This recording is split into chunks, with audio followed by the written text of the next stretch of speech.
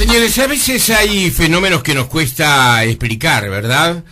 Por ejemplo, que alguien pueda anticipar episodios, hechos, o que incluso pueda mirar hacia el pasado y frente a situaciones que los demás no sabemos cómo ocurrieron, pueden de pronto tener el poder suficiente esas personas de saber qué fue lo que sucedió. Realmente es siempre un enigma, un signo de interrogación. Estoy hablando de los clarividentes. Vamos a hablar a partir de este momento con alguien que es clarividente, escritor y artista plástico.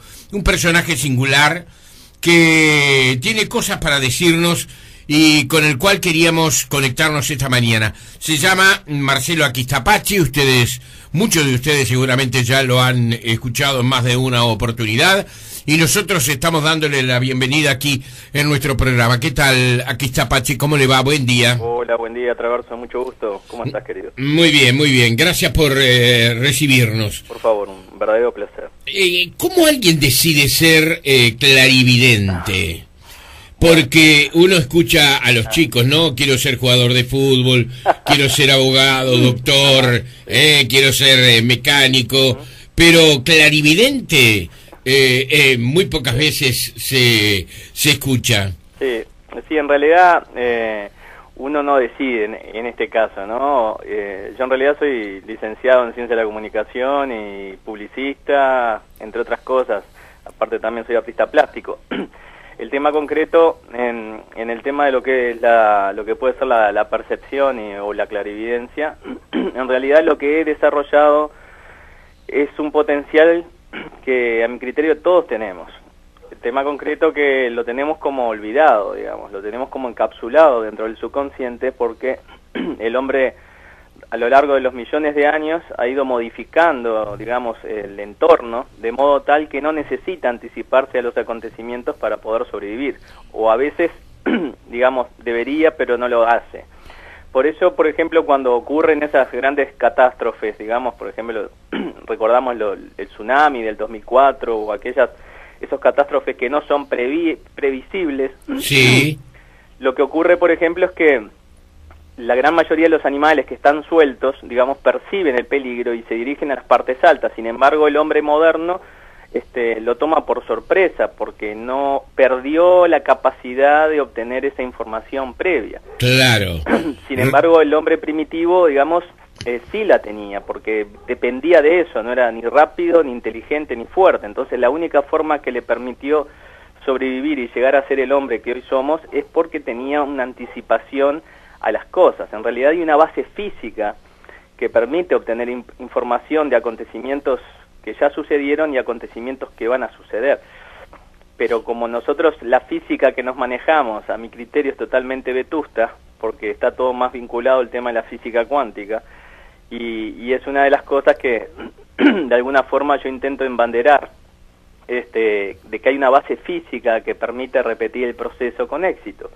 Entonces, si yo aplico una técnica y obtengo resultados, quiere decir que, bueno, hay algo que me permite hacerlo. Entonces, lo que entiendo a veces es que como el hombre se limita desde el punto de vista cultural, porque piensa que determinadas cosas no se puede hacer, entonces ni siquiera lo intenta. Sin embargo, claro, están todas las señales y toda la información allí dando vuelta, y por eso si uno se dispone y uno aplica una técnica y desarrolla esa técnica, realmente la mayor parte de las veces obtiene resultados que parecen ser increíbles y se estigmatizan con esa intriga, con esa cosa misteriosa, cuando en realidad hay una base física que permite repetir el proceso, ¿no? Entonces, claro, claro. El caso por ejemplo, de los animales, yo recuerdo con respecto a un tsunami que se dio en una isla, no recuerdo cuál fue, que en un centro de turismo altísimo, que los animales, sorpresivamente, 3 horas antes del zoológico, comenzaron a agitarse y se fueron todos.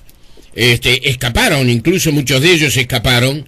Se le atribuyó a la capacidad del oído a la capacidad extraordinaria que tienen en la percepción, el olfato, y realmente dejaron el zoológico prácticamente desierto, y pero la mayoría de esos animales se salvaron. Claro, mirá, Traverso, yo te voy a explicar algo que desde el punto de vista científico, digamos que refuerza un poco lo que yo te estaba diciendo referente a la capacidad que ha perdido el hombre. En el 2004, aquel tsunami enorme que hubo, sí, en el centro del epicentro, a 20 kilómetros del epicentro, hay una isla habitada por una tribu que se llaman caníbales cara de perro, que los descubrió Marco Polo. Imagínate los miles de años, o cientos de años que tiene, o miles de años que tiene esas tribus que viven en medio de esa isla. Cuando ocurrió el evento catastrófico, que murieron cientos de miles de personas, los científicos se acordaron de esos indígenas, de esas tribus que están allí retenidas, porque, ¿qué pasa? Son cerca de 804 individuos, una cosa así. Y digo, la civilización los ha dejado de seguir viviendo y los han, digamos, como estudiado, porque están dentro de la edad de piedra, por decirlo de alguna forma, la evolución que tienen. Y están totalmente aislados. Entonces, cuando ocurrió el evento, unas semanas después, los científicos se acordaron de esas tribus que estaba a 20 kilómetros del epicentro donde ocurrió el tsunami, y pensaron que habían perdido, la oportunidad de estudiar la evolución del hombre, por llamarlo de alguna forma. Y cuando fueron, las islas estaban devastadas, pero estaban los 804 individuos. Entonces, se preguntaban cómo podía ser que un hombre primitivo hubiera sobrevivido a esa catástrofe cuando el hombre moderno, que estaba en el Hotel 5 Estrellas, no pudo prever ese holocausto, esa cosa increíble que ocurrió con la naturaleza, y murió la mayor parte de las personas. Y resulta que luego, intercambiando información, parece que estos individuos percibieron el peligro que iba a suceder, se trasladaron a una isla cercana que tenía una especie de meseta o montaña, y cada individuo se ató arriba de una palmera con los víveres suficientes, digamos, como para soportar varios días. Estuvieron 3 días atados, y al cuarto día ocurrió el evento. Y pasó el agua y no tocó a ninguno de los individuos. Cuando después bajó y se calmó, digamos, volvieron a bajar y volvieron a su isla, que estaba prácticamente devastada. Entonces, un poco lo que representa un poco eso es que como el hombre primitivo, cuanto más primitivo, más potencial tiene de percibir los acontecimientos, y como el hombre moderno, digamos, hemos ido olvidando esa capacidad que nuestro subconsciente tiene, y de alguna forma nos hemos ido alejando, y cuando vemos eventos de esa naturaleza nos parece que son, justamente enigmáticos o cosas misteriosas, cuando en realidad tenemos todo un potencial y no lo utilizamos, ¿no? Claro. Aquí está Pache con las disculpas del caso, y esto no de ninguna manera quiere calificar a nadie, y menos a usted personalmente. En este caso de los videntes o de la videncia, muchas veces se ha encontrado uno con personas que utilizan oportunistas, ¿verdad? Por supuesto. Chantas, dirían concretamente, el hombre de la calle. Claro.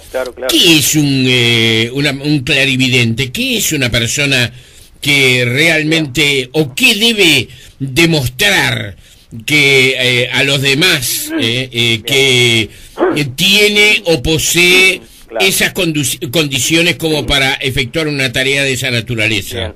Lo que tú me dices bien es verdad, digo, está lleno de personas que lamentablemente lucran con la necesidad de otras personas. O sea, cuando la persona está en desesperación, se hacen decir o se llaman que hacen esto o lo otro, y la gente desesperada lamentablemente cae en su garra, como llamarlo de alguna forma. Claro.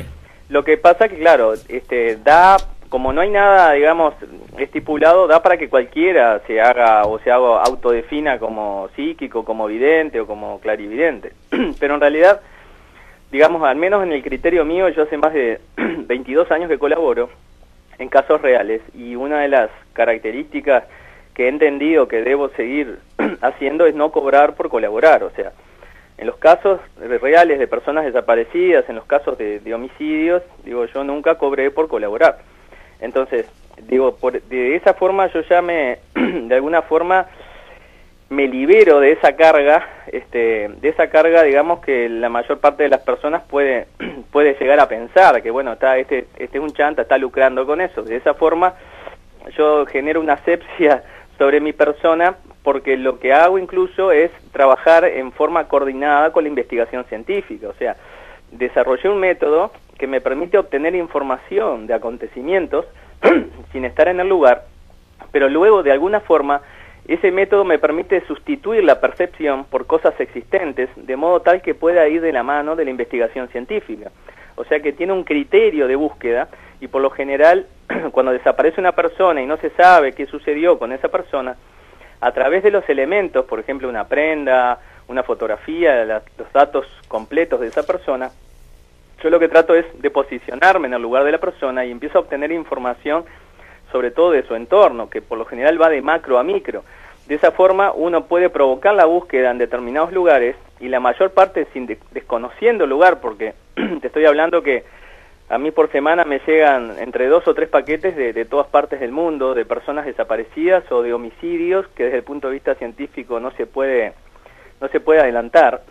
Y yo, desconociendo el lugar, o sea, dándome las coordenadas, empiezo a visualizar determinadas cosas, y es increíble la coincidencia. Por ejemplo, dibujo una montaña con una cruz encima por determinadas características. Entonces se va al último lugar donde fue vista la persona y se busca una montaña con esas características. Cuando se da con esa característica, se sustituye esa montaña con la cruz por el lugar exacto, el lugar real que existe. Y después, por ejemplo, visualizo un puente amarillo de madera, por decirte algo, y entonces se busca en la zona, y la mayor parte de las veces hay una coincidencia increíble con ese tipo de elementos que son muy característicos y muy específicos, y permite ir sustituyendo una visualización por una cosa existente, y de esa forma vas como achicando el lugar geográficamente, y cuando llegas al último lugar determinado se provoca la búsqueda, donde se puede encontrar un testigo, a veces se encuentra el cuerpo,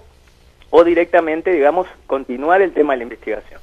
Pero son cientos de casos que, además, por mi característica de publicista, he ido documentando, incluso como forma también de darle un respaldo a mi trabajo, que claro. yo sé que estoy en la cuerda floja, por decirlo de alguna forma. Por eso es que me documento todo lo que puedo, ¿no?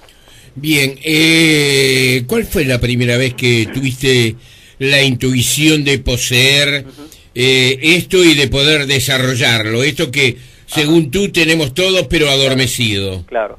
Bueno, en realidad, a los niños, les pasa a la mayoría de los niños que obtienen esa información previa, pero no sabemos exactamente cómo es que funciona. Luego, a medida que uno se va culturizando y empieza a ir a la escuela y empezamos a estudiar, por decir de alguna forma, a racionalizarnos, empezamos a dejar de escuchar esos avisos. Por ejemplo, de pequeño en mi casa lo que ocurría era que yo iba corriendo a atender la puerta, y cuando estaba llegando sonaba el timbre, por ejemplo, o lo mismo el teléfono. Siempre era el primero en atender la puerta o el timbre, porque de hecho yo escuchaba que sonaba el timbre, y entonces me adelantaba, porque el estímulo, digamos, de todo niño de 4 o 5 años es ser el primero en atender el timbre o el teléfono en la casa.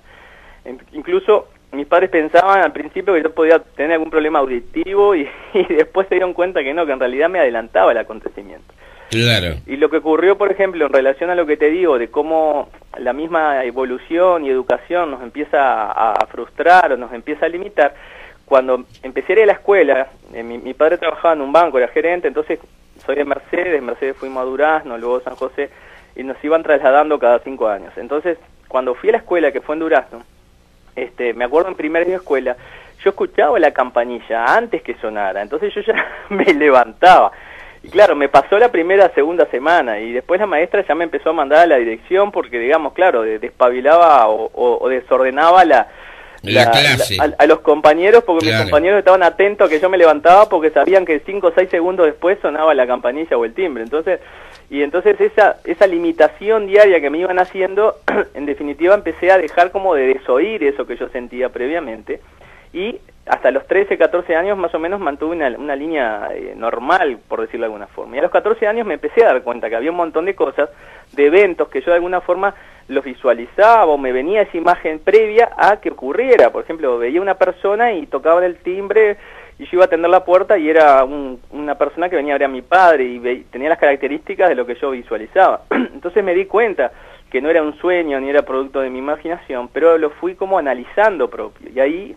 Y a partir de ahí, y a través, por ejemplo, de la hipnosis, en 1984 me di cuenta que a través del subconsciente se podía empezar a desarrollar un montón de capacidades ocultas, sobre todo, por ejemplo, relacionado al arte. O sea, el artista plástico, así como el escritor y como deportistas y diferentes personas, estamos limitados culturalmente en nuestro verdadero potencial, que está a nivel del subconsciente, porque, digamos, racionalmente nos limitamos, porque vamos a pintar un árbol y como racionalmente sabemos que no puede ser violeta, por ejemplo, no lo pintamos violeta, o que tiene que tener solo un tronco o ramas. Entonces nos vamos limitando. Sin embargo, a nivel del subconsciente, los pensamientos que fluyen son mucho más potentes y fuertes, y si uno no los limita, el potencial que uno tiene como capacidad artística se multiplica por 3 o 4. Entonces, a raíz de ahí, y a raíz de que empecé a estudiar también con esa misma técnica, por ejemplo, uno lee las cosas una sola vez en estado de hipnosis, que se llama hipnosis en vigilia,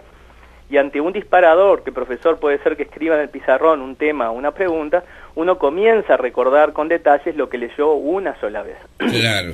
Y eso porque utilizan forma diferente, o sea, no utilizamos nuestra inteligencia desde la perspectiva del cerebro racional, sino que utilizamos a ambos cerebros como en forma compatible. O sea, el subconsciente es el cerebro primitivo del hombre, de donde están todos los sentidos y está todo nuestro potencial. Y el cerebro racional, de alguna forma, es el cerebro moderno del hombre, que ha tenido, digamos, esclavizado, por decirlo de alguna forma, el verdadero potencial del cerebro racional. Entonces, cuando uno empieza a descubrir ese potencial que todos tenemos y lo empieza a utilizar adecuadamente, se da cuenta que los límites físicos que conocemos no son tales. Entonces, a partir de ahí, de alguna forma, es que empecé a aplicar técnicas, y a partir de 1991, que tuve posibilidad de empezar a colaborar en un caso real, por ejemplo, en el caso de Jonathan Viera, en Salinas, Ajá. a través de la... ¿Cuál fue el caso, recordame? Jonathan Viera era un niño de 5 años, que desapareció en Salinas y fue muy mediático, posiblemente lo recuerde gran cantidad. Fue un niño de Jonathan Viera, un niño de 5 años que había desaparecido en Salinas, estaba jugando al fútbol con unos compañeritos, y en un momento determinado dejan de verlo, y 3 semanas después aparece en la laguna del Cisne. Un cuerpo, bueno, que después en definitiva estaban los primeros exámenes de ADN que se hacían en algunas zonas de Europa, y había dado resultados diversos el análisis del cuerpo de ese niño. En el caso este concreto, bueno, fue un caso muy mediático. Sí, lo recordamos ahora.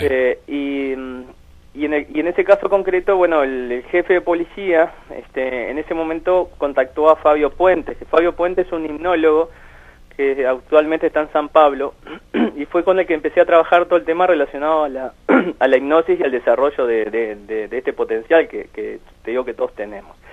Y lo que ocurrió fue que nos pidieron, digamos, así como en otras partes del mundo se utilizaba el apoyo de psíquicos o clarividentes, para tratar de obtener información, de ver si podíamos obtener información de qué había sucedido con ese niño.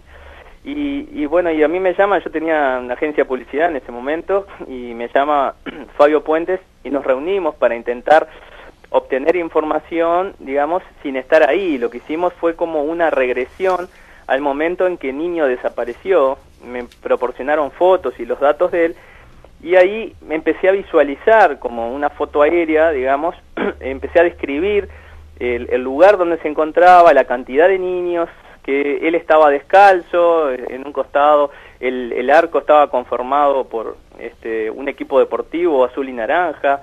Empecé a visualizar un montón de detalles que realmente sorprendieron, digamos, por decir, a las autoridades que estaban con nosotros, y luego pudieron ser verificadas, digamos, en situ, en la investigación, de que realmente había sido así y no era información que se manejara a través de los medios. Claro. De esa forma, digamos, empezaron a prestar atención un poco a las visualizaciones, y se empezó a modificar.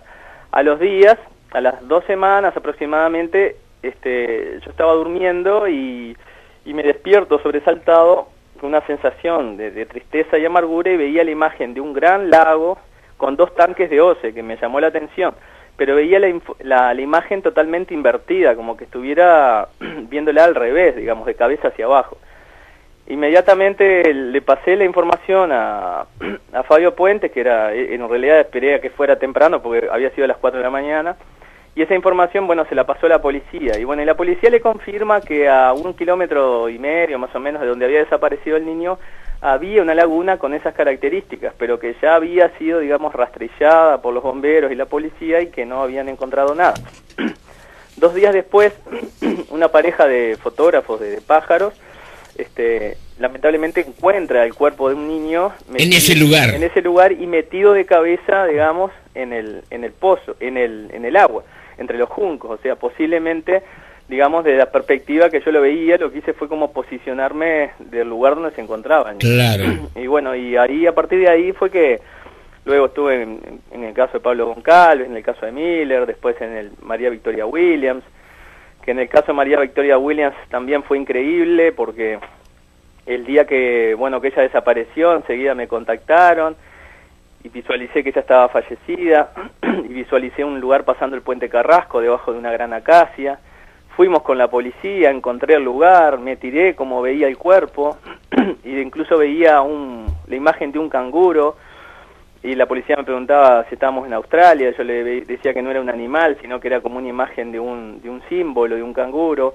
Y entonces me preguntaban, pero si estaba muerta, ¿por qué no estaba ahí? Y bueno, yo dije que capaz que la tenían en algún lado y después la tiraban ahí. Bueno, en definitiva son esas cosas que uno no sabe bien cómo manejar, incluso por la falta de experiencia. Claro, ¿qué era el canguro? Bueno, el viernes siguiente encuentran a María Victoria tirada debajo de la acacia donde yo había estado 2 días antes con la policía. Incluso ese día me tienen en San José y Chipo, porque entre las anotaciones que tenían en los pizarrones estaba lo que yo había dicho y el lugar visitado donde 2 días después aparece el cuerpo. Y entonces uno de los investigadores al otro día de mañana me llama diciéndome que estaba sorprendido porque había visto una fotografía que había salido en el diario La Noche, me hace años, sí. Donde estaba la foto del encargado del parador, que era un encargado del parador que encontró el cuerpo de María Victoria, que había entrado, iba a tomar un ómnibus y entró al bosque, ahí a ese monte supuestamente a orinar y encontró el cuerpo. Y la foto que salió del encargado del parador tenía un gorro con el logo cangaro, o sea, un canguro, una imagen de un canguro en la frente. Qué extraordinario, ¿no? Y ese tipo de cosas son increíbles, pero si uno tuviera que usar la creatividad, nunca podría llegar a ese tipo de historias, digamos, que a veces juntan la realidad con lo macabro, pero terminan coincidiendo en forma extraordinaria, ¿no?